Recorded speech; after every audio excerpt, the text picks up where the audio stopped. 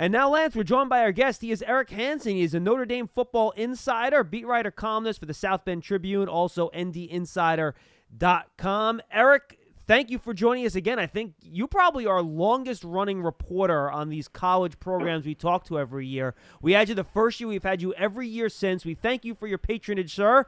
Hope you and your family are safe and healthy in what's been a really weird year.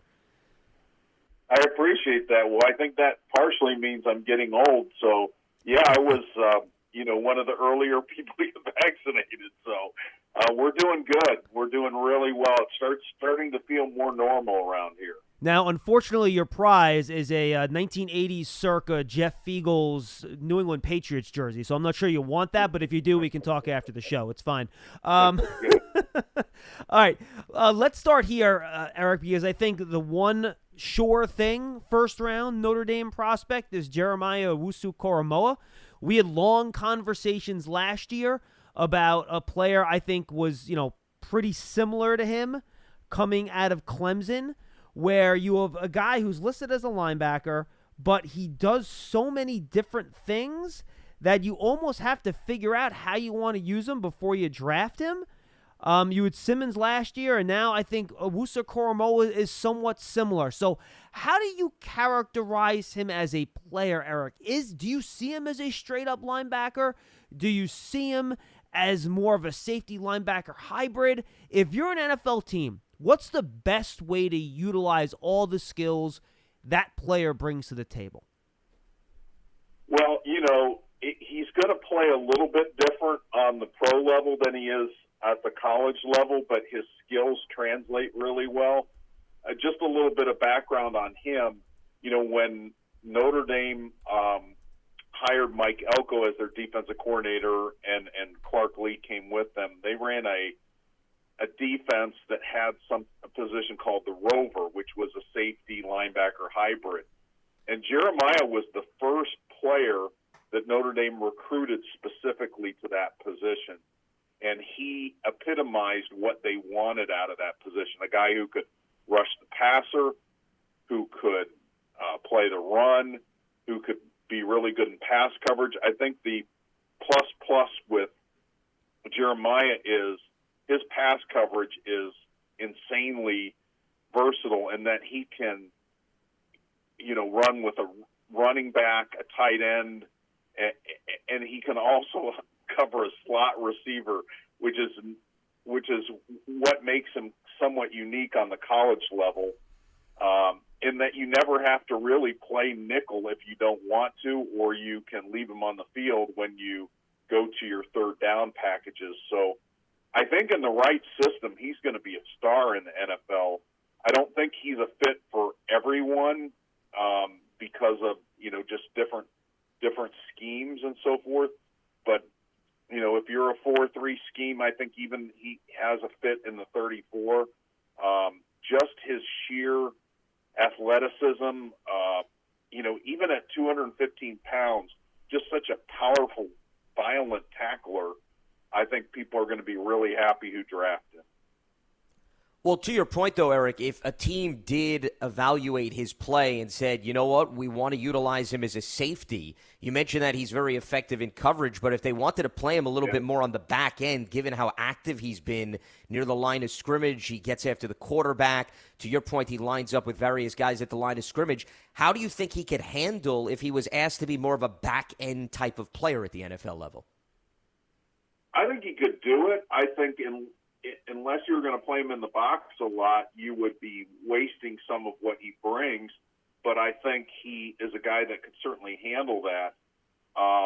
Again, when they recruited Rovers, initially they recruited kids that were high school safeties. Now, he played all over the place in Hampton, Virginia at Bethel High School at all different positions. So this was kind of up his alley. But I think, other schools were recruiting him as a safety, not as a linebacker. So he certainly has that background. He's seen the game from that point of view. So it wouldn't be a huge leap for him to play back there. But I think where you would get your best value is if he were, kind of a hybrid player, or at least, just a regular linebacker. I think you would be with today's NFL. You would be really happy with the player you're getting. Yeah, Eric, frankly, he sounds a lot like the way the Giants used Jabril Peppers, to be quite honest with you. The way you're describing him, that's kind of the way the Giants used Peppers coming out of, he came out of school. People were wondering, linebacker, safety, where do you play him exactly? So I guess my question for you then, for a guy like Koramoah, the Giants run a multiple defense, but their base on rundowns, on 1st and 10, if teams, have their 2 tight end package out there or whatever, is a 3-4. So do you think he can survive in that small box area as an inside linebacker in a 3-4 next to a Blake Martinez? Because you're right, you watch him on tape, he's a violent tackler, but at the same time, I don't think you want him taking on pulling guards either. So how do you think he does fit into that 3-4 scheme in rundowns and in run situations? Well, I mean, he was amazing. He was amazing against the run, but again, he wasn't inside too much. They definitely could have moved him inside his last year.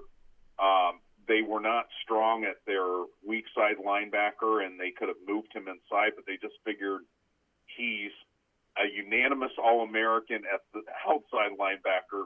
He would have been a very good inside linebacker, but not quite as effective. So I don't know. I mean, I think that he could handle that again. The way, just the power in his game, Brian Kelly was describing it, he didn't test as explosively at the combine/pro day because he had a cranky hamstring. He still had really good numbers. I think you would have seen jaw-dropping numbers had he been completely healthy. Yeah, I mean, Eric, the guy ran a 6.81 3-cone at 220 pounds. That's pretty damn good. Yeah, and so he showed off a lot of it. I think his vertical would have been higher, for example, had he not had a cranky hamstring, and we would have seen a 40 time from him. I think he would hold up inside. Again, I think he would be a pretty good player. I think probably a 4-3 fits him better, but I think he could handle a 34. He's got some schematic flexibility, and again, I mean, you've got a linebacker that can run with a slot receiver is pretty special, and just how much you see the passing game in the pros, more than you see it in the college game. I just see him as an every down type linebacker, but again, some schemes are going to favor him more than others. Eric, based on how we're talking about him and his versatility as well as his ability to take on multiple roles, I'm curious from what the defensive coordinators asked him to do from an intellectual standpoint, because you got to be a smart and savvy player to be asked to do so many different things on the field. How much did they ask him to pretty much get the defense set? How much was he a vocal leader in addition to what he did from an X's and O's standpoint? I would say he was an inspirational leader. Their middle linebacker did most of the calls. The one thing about Jeremiah is he knew what everybody else was supposed to be doing.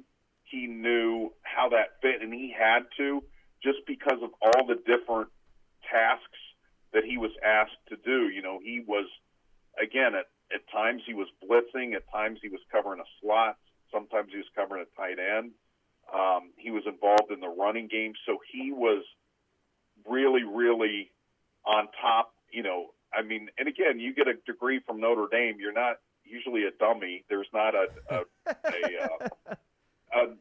major where you can hide in. This isn't Miami. It's Notre Dame. Come on, guys. Well, I'm not going to disparage another school. But, Fiegels went to Miami. I'm just giving him a hard time. Okay, it's when he came in as a freshman, their hope was to get him on the field, and it was too much for him as a freshman. Now, as a sophomore, he was ready, but he had an injury that kept him out all year. So he goes into his junior year academically with 0 career tackles, and then suddenly everything comes easy to him.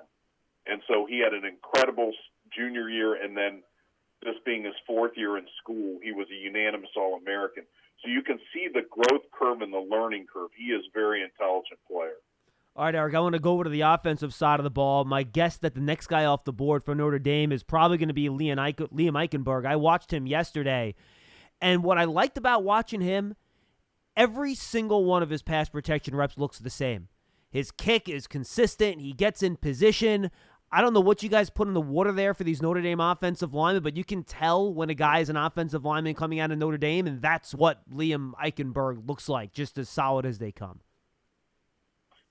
He is, and I think, the questions about Liam are, does he have the arm length at, and this is where it's above my pay grade because as a college player, he went against some pretty amazing edge players and really was very good at pass protection, was very physical at the point of attack in his blocking. I mean, he's a beast. And maybe he's more of a right tackle than a left tackle, like Brian Kelly said on the pro day thing. But I'm sure he'll get a run at left tackle. Notre Dame's last 3 starting left tackles have been first-round draft choices. Now, Zach Martin moved inside at guard, but Ronnie Stanley and Mike McGlinchey were both first-round draft choices along with Zach. So, that string is probably going to end with Liam.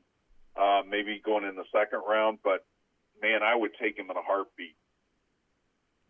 Eric, the one thing I noticed in terms of his statistics, he committed 14 penalties over the last 2 seasons. Yeah. And, hey, listen, mental errors happen here or there. That seems like a lot over the course of the last 2 campaigns. Was there something to read into that in terms of troubling areas with pass rushers, or was it miscommunication on the line? What at all can we take away from that? I think the penalty problem was more the 2019 season than it was last season, especially since these stadiums were pretty empty.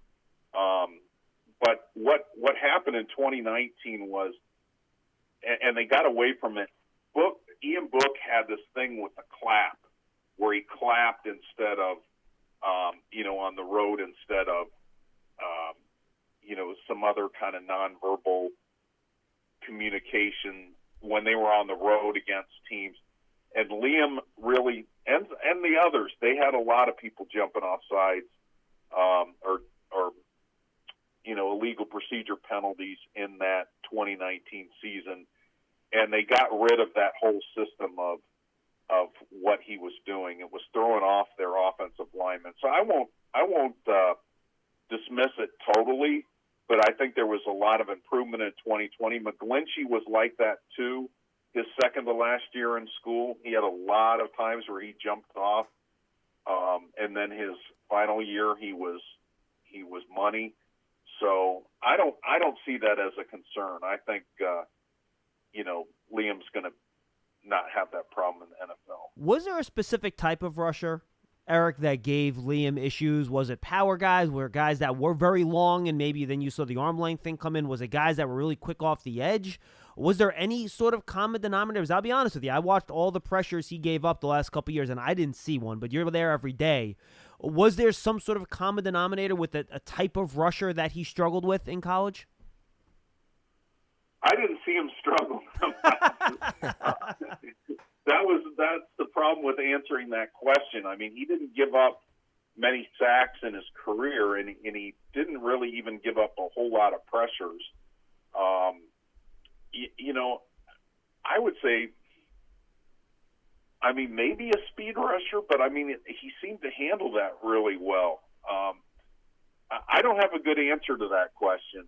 I think people, again, seem to think that maybe arm length being a little bit shorter than average for a tackle might hurt him at the next level. But I didn't see evidence of that. You're talking about guys that were first-round draft picks that he went against.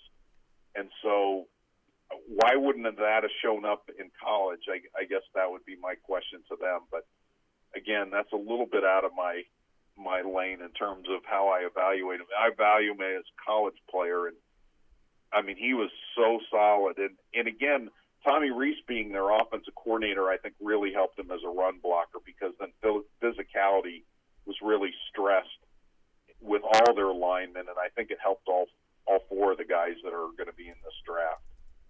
Well, I'm glad you brought up the entire offensive line because, as you mentioned, there's a high volume of prospects that are going to have an opportunity to jump to the NFL. So let's stay on the offensive line. You have Aaron Banks, who's mainly been a guard throughout his career. You got Robert Hainsey, who had every start come at right tackle, and then Tommy Kramer, who probably may be an undrafted free agent as opposed to a drafted guy who also has starting experience at the tackle spot. What's the trajectory for those other three players in terms of where you see their best fit at the NFL level, considering for one or two of them there's a little bit of versatility?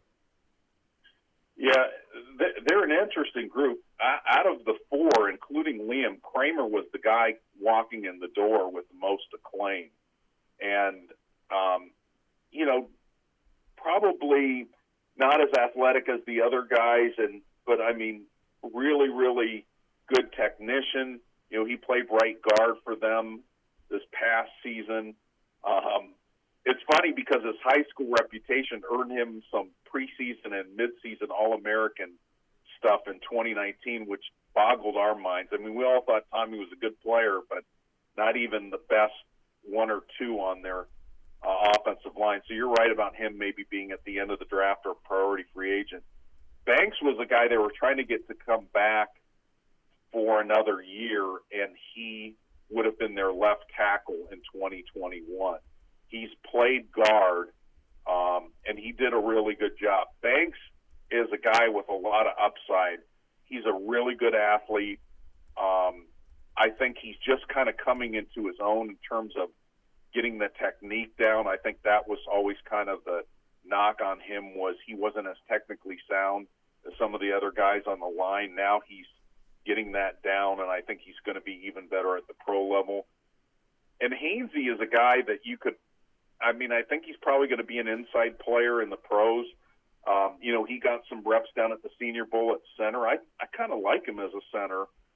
He's not as powerful as like Liam Eichenberg and really the guards, but he is amazing in terms of being assignment correct and technique. That's why he played.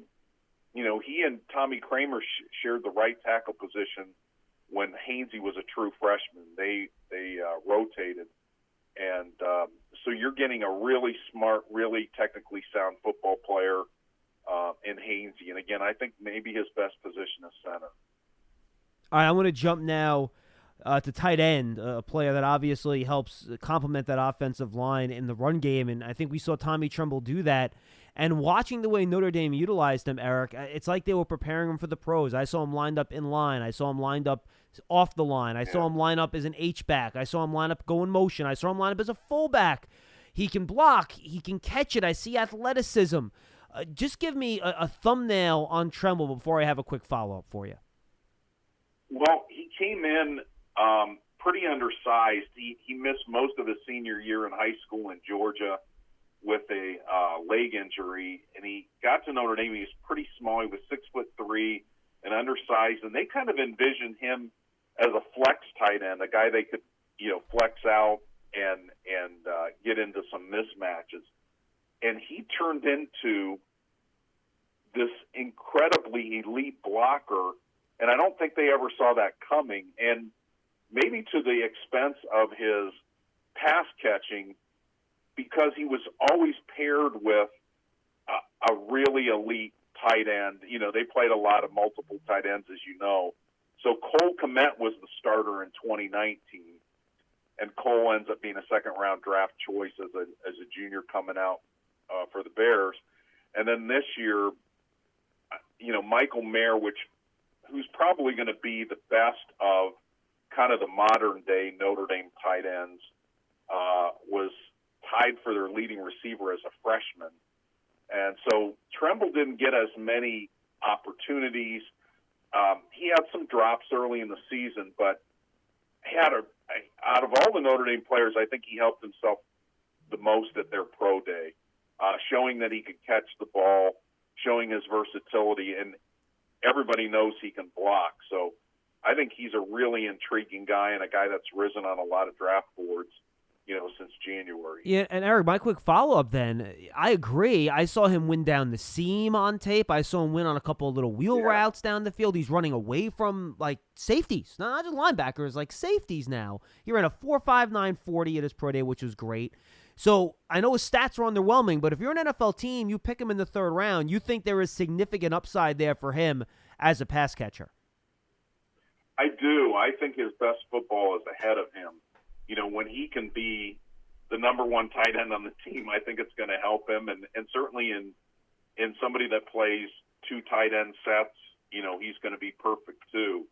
I would buy stock in Tommy Tremble. I think that's an important point, only because he had just 53 targets over the course of his career, which is not a high volume. So if you get him more involved, considering his characteristics, it'll be interesting to see whether or not a team could tap into more potential. I want to stay on the offensive side of the ball with another offensive target, somebody that dealt with a lot of injury issues over the course of his career while he was at Northwestern. Then obviously he was a grad transfer to Notre Dame, and that is wide receiver Ben Skowronek. This is somebody that's got great size, seemed to have won a lot of jump balls, Eric. I guess maybe there's questions about durability, and can the size maybe make up for what he lacks in terms of the speed and maybe some of the other things you look at as a wide receiver. What do you think he can get away with in relying on that size at the NFL level? Well, Ben seems to think he's faster than people think he is, and he wanted to show that off at Pro Day. And like you mentioned, he had a minor injury that kept him from being able to do the 40 and show people whether he was faster. And he had some minor injuries this year with Notre Dame. So I think the durability is definitely going to be something people look at. It was almost like he was a tight end. He's a big kid. He's 6'3". He's got some heft to him. And against certain teams, he was a real matchup problem. I think Notre Dame, he would have been more dangerous had Notre Dame had somebody that was an elite speed receiver, like, let's say, Will Fuller was on this team and Skowronek was able to play into the boundary. I think that would have helped Ben a lot. The fact that both of their outside receivers weren't speed burners and they were bigger receivers, I don't think complemented what Ben could bring to the table. I think he's an interesting late-round guy.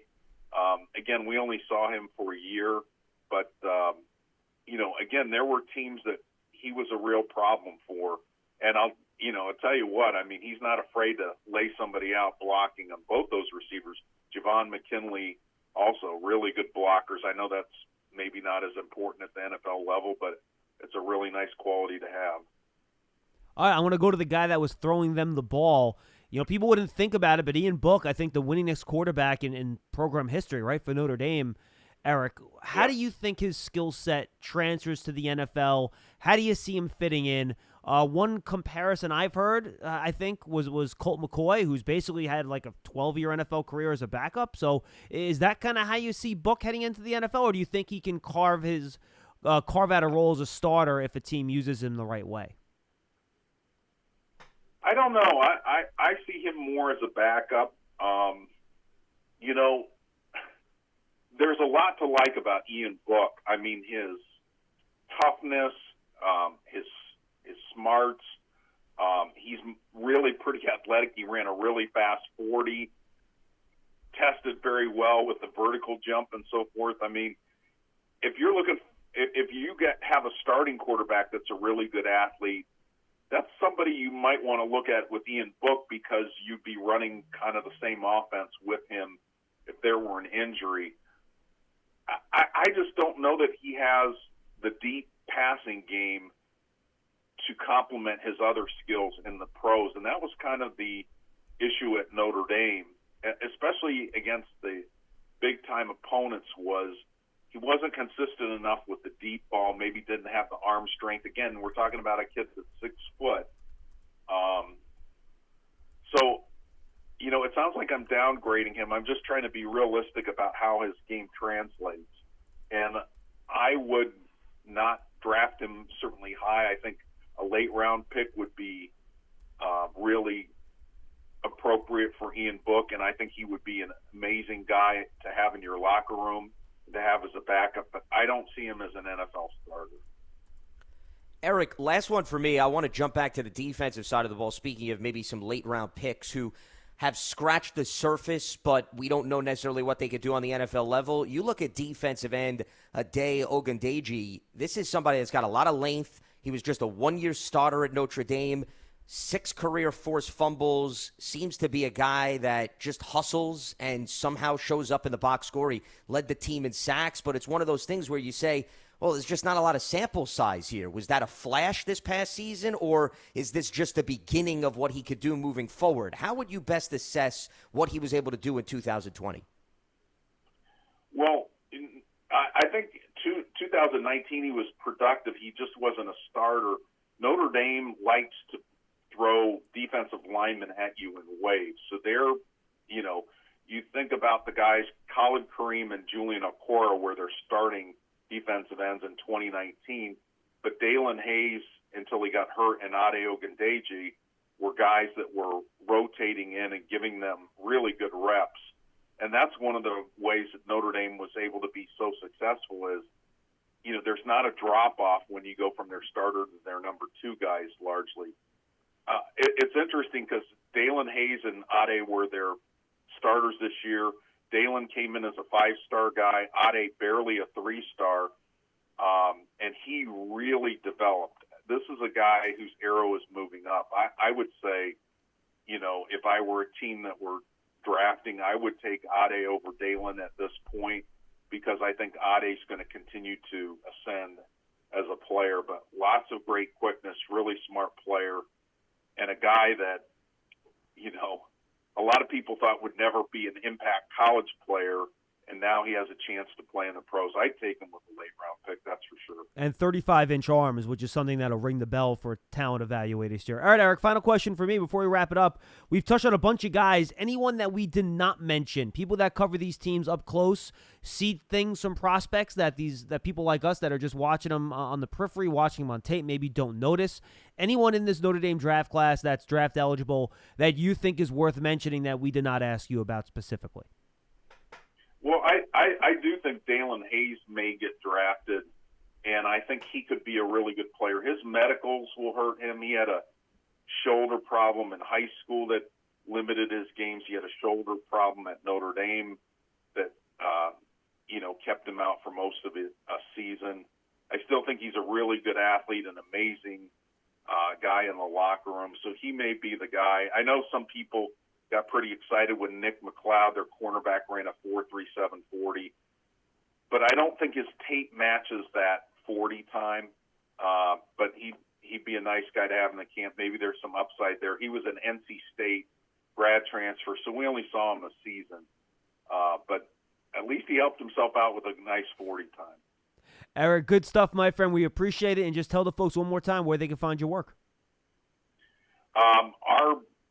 Our website for all Notre Dame sports, instead of the South Bend Tribune.com, it's actually ndinsider.com. So if you don't want to read about the Mishawaka City Council meeting, come to ndinsider.com. Eric, you're the man. We appreciate it, my friend. Stay safe out there. We'll talk to you next year. All right, pal? Thanks, Eric. Take care. Thank you.